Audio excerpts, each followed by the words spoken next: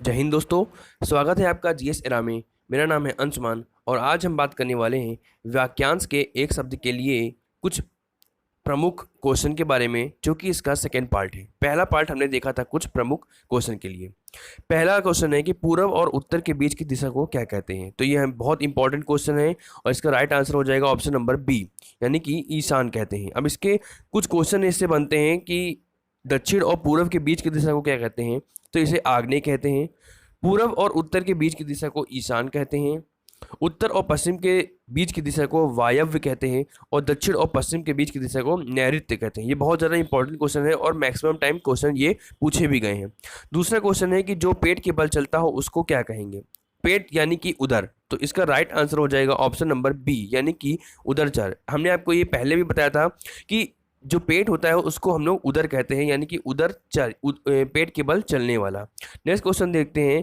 जो धरती फोड़कर जन्मता हो, यानी कि धरती फोड़कर जन्मा हो, उसको क्या कहेंगे। तो इसका जो राइट आंसर हो जाएगा ऑप्शन नंबर बी हो जाएगा उद्भिज। देखिए बहुत ज़्यादा इंपॉर्टेंट क्वेश्चन है, इसको लास्ट तक देखिएगा क्योंकि इनसे कई क्वेश्चन एग्जाम में फंस भी सकते हैं।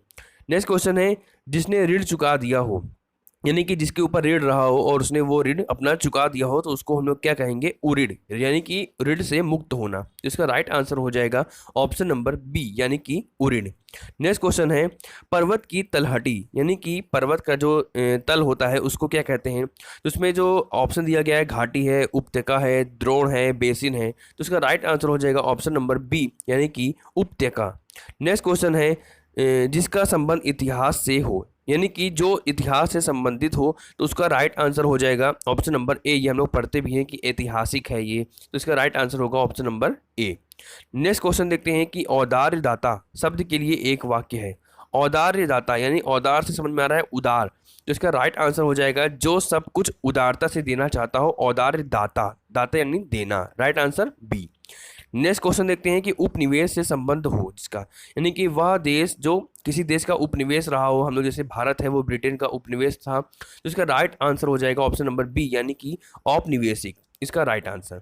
नेक्स्ट क्वेश्चन है जो जरा सा भी खर्च करने में आनाकानी करे। अब देखिए एक होता है जो कंजूस होता है, एक होता है जो बहुत ज़्यादा खर्चीला होता है, और जो खर्च करने में आनाकानी करे, तो इसका राइट आंसर हो जाएगा ऑप्शन नंबर बी, कृपण, इसका राइट आंसर। नेक्स्ट क्वेश्चन है कान के नीचे लटकता हुआ कोमल भाग। हम लोग के कान में आप लोग नीचे देखिएगा, अभी आप लोग सुन रहे हैं तो अभी देखिएगा, तो कान के नीचे जो लटकता हुआ भाग होता है उसको क्या कहते हैं। इसका राइट आंसर हो जाएगा कर्णपाली, option number C. Next question है जिसे यह ना जान पड़ता हो कि मैं क्या करूं और क्या नहीं, यानी कि इंग्लिश में जिसे हम डैरिमा कहते हैं। तो इसका जो राइट आंसर हो जाएगा ऑप्शन नंबर सी हो जाएगा, यानी कि किम कर्तव्य विमूढ़, इसका राइट आंसर हो जाएगा। नेक्स्ट क्वेश्चन देखते हैं जिसे बाहरी जगत का ज्ञान ना हो, तो इसका राइट आंसर हो जाएगा ऑप्शन नंबर ए। हम लोग बोलते हैं नॉर्मली कि कूप मंडूप बने क्यों बैठे हुए हो, तो यानी कि जिसको बाहरी समाज से मतलब ना हो, यानी कि जिसे बाहरी जगत का ज्ञान ना हो, तो कूप मंडूप। नेक्स्ट क्वेश्चन है जिसका जन्म कन्या के गर्भ से हुआ हो, यानी कि जो कन्या के गर्भ से जन्मा हो उसको हम बोलेंगे कानिन। तो इसका राइट आंसर हो जाएगा ऑप्शन नंबर बी, कानिन। अब जैसे जन्मा कन्या के गर्भ से जन्मा, यानी कि जिसकी शादी ना हुई हो, ये मान सकते हैं। नेक्स्ट क्वेश्चन है नियम विरुद्ध असामाजिक कार्य करने वालों की सूची, यानी कि जो इलीगल काम करे, तो इसका राइट आंसर हो जाएगा काली सूची, यानी कि जो नियम विरुद्ध काम करता है, असामाजिक कार्य करता है, तो इसकी सूची को काली सूची कहते हैं। नेक्स्ट क्वेश्चन है कि जो अपने कर्तव्य का निश्चय ना कर सके, यानी कि अपने कर्तव्य को ही निश्चित ना कर सके, तो इसका राइट आंसर हो जाएगा ऑप्शन नंबर सी, यानी कि किंग कर्तव्य विमूढ़, यानी कि कर्तव्य से ही विमूढ़ होना। नेक्स्ट क्वेश्चन है जीवन के एक अंश को लेकर लिखा गया प्रबंध काव्य, यानी कि किसी के भी जीवन के एक हिस्से को, एक एक कह सकते हैं एक भाग को लेकर के, एक अंश को लेकर के लिखा गया काव्य, तो इसको खंड काव्य कहेंगे। नेक्स्ट क्वेश्चन है जो नभ में चलता है, यानी कि नभ में चले उसको हम लोग बोलेंगे खेचर, तो इसका राइट आंसर हो जाएगा ऑप्शन नंबर ए, खेचर, यानी कि नभ में चले। नेक्स्ट क्वेश्चन देखते हैं कि गजगामिनी शब्द के लिए एक वाक्य। गज, गज किसको कहते हैं, तो पर्यायवाची में हमने पढ़ा भी है कि गज ये मतलब हाथी, तो गजगामिनी, गामिनी मतलब चलना, तो जो हाथी की तरह चले, यानी हाथी की तरह चलने वाली स्त्री। नेक्स्ट क्वेश्चन है संध्या और रात्रि के बीच का समय। तो ये बहुत ज़्यादा इंपॉर्टेंट क्वेश्चन है, कई बार पूछा भी गया है। तो इसका राइट आंसर हो जाएगा ऑप्शन नंबर डी, यानी कि गोधूली। तो संध्या और रात्रि के बीच के समय को गोधूली कहते हैं। नेक्स्ट क्वेश्चन है गतानुगतिक, यानी कि गतानुदिक। तो इसको आप लोग संधि विच्छेद करके भी इसको समझ सकते हैं, यानी कि गतानुगतिक। इसका राइट आंसर हो जाएगा ऑप्शन नंबर ए, यानी कि प्राचीन आदर्श के अनुसार चलने वाला। नेक्स्ट क्वेश्चन है मदिरा पीने का प्याला। अब मदिरा पीने का प्याला जो पुराने समय में प्याले में मदिरा पिया जाता था, उसको ज़्यादातर कोई नहीं जानता, क्योंकि वर्तमान में सब लोग गिलास में ही इसका प्रयोग करते हैं। इसका राइट आंसर हो जाएगा ऑप्शन नंबर डी, यानी कि चषक। नेक्स्ट क्वेश्चन है पति द्वारा त्यागी गई नारी क्या कहलाती है। इसका राइट आंसर हो जाएगा ऑप्शन नंबर सी, यानी कि छंडवे। छंडवे आप छोड़ने से समझ सकते हैं कि पति द्वारा त्यागी गई नारी, option number C. Next question है किसी छोटे से छोटे काम में त्रुटि ढूंढना, यानी कि बहुत से लोग ऐसे होते हैं जो हर अच्छे काम में भी त्रुटि ढूंढने की कोशिश करते हैं। तो हर छोटे से छोटे काम में त्रुटि ढूंढना, यानी कि इसका राइट आंसर हो जाएगा छिद्रान्वेषी, option number B. Next question है किसी पर विजय प्राप्त करने की इच्छा रखने वाला, यानी कि वह व्यक्ति जो किसी पर विजय प्राप्त करना चाहता हो, चाहे वो अपनी पढ़ाई में हो, चाहे वो किसी दुश्मन के विरुद्ध हो। तो इसका राइट आंसर हो जाएगा ऑप्शन नंबर सी, जिज्ञासु। नेक्स्ट क्वेश्चन है जीतने की इच्छा, यानी कि आपके मन में जीतने की इच्छा हो। तो इसका राइट आंसर हो जाएगा जिगीसा।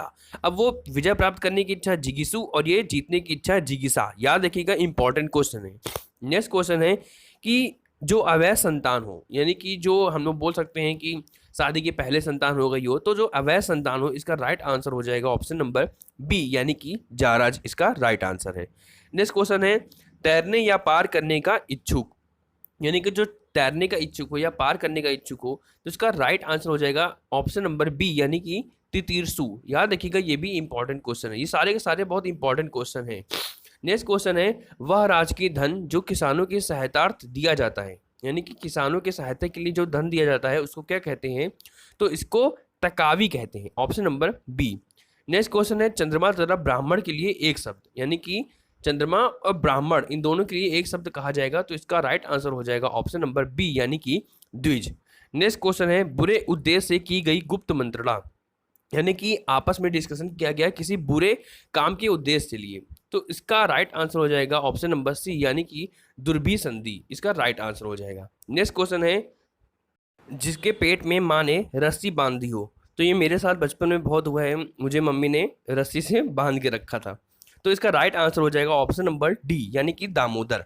नेक्स्ट क्वेश्चन है 2 बार जन्म लेने वाला, यानी कि वह व्यक्ति जो 2 बार जन्म ले। तो इसका राइट आंसर हो जाएगा ऑप्शन नंबर सी, यानी कि द्विज, जो 2 बार जन्म ले। द्विज मतलब चंद्रमा और ब्राह्मण के लिए भी कहा गया है और इसके लिए भी। तो ये कुछ इंपॉर्टेंट क्वेश्चन थे वाक्यांश के एक शब्द के लिए। ये इतने क्वेश्चन 2 भाग में हमने आपको बनाए हैं। कम से कम 80 से 90 क्वेश्चन होंगे, जो कि बहुत ज़्यादा इंपॉर्टेंट क्वेश्चन है। इसको ध्यान से देखिएगा, इसको समझिएगा और इसको जितना भी हो आप लोग याद कर सकते हैं, याद करने की कोशिश करिएगा। इनमें से आपके 2 से 3 क्वेश्चन जरूर फंस सकते हैं और बहुत ज़्यादा इंपॉर्टेंट क्वेश्चन है, आपके आर के लिए भी बहुत ज़्यादा इंपॉर्टेंट क्वेश्चन है।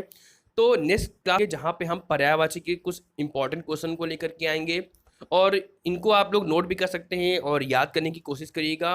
और नेक्स्ट वीडियो में मिलते हैं जहाँ हम पर्यायवाची को देखेंगे। जय हिंद।